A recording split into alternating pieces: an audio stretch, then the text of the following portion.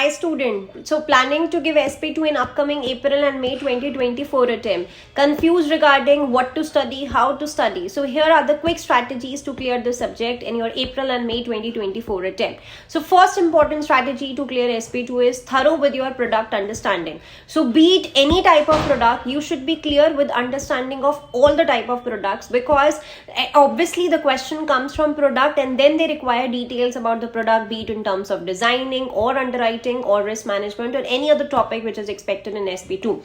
So first important strategy, thorough with product understanding, and that to one specific level.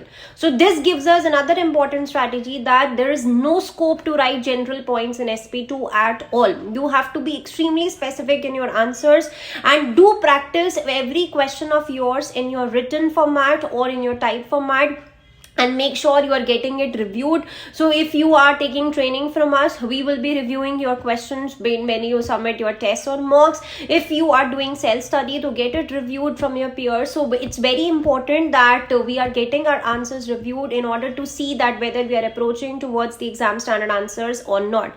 So these two strategies will help you to clear SP2 in your upcoming attempts. Stay tuned for more updates. Thank you.